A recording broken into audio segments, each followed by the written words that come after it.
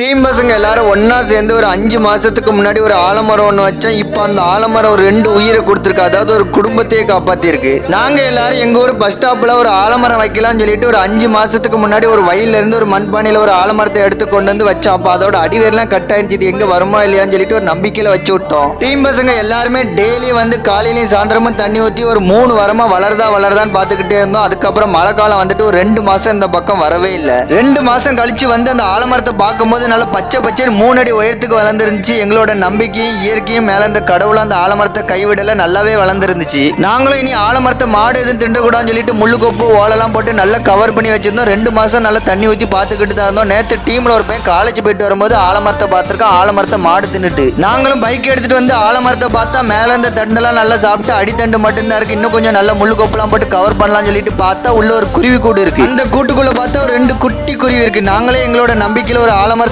உயிரை கொடுத்தா அந்த ஆலமரம் ஒரு 2 உயிரை கொடுத்துருக்கு. அதாவது ஒரு குடும்பத்தையே காப்பாத்திருக்கு. பார்க்கறதுக்கே அவ்வளவு அழகா இருந்துச்சு.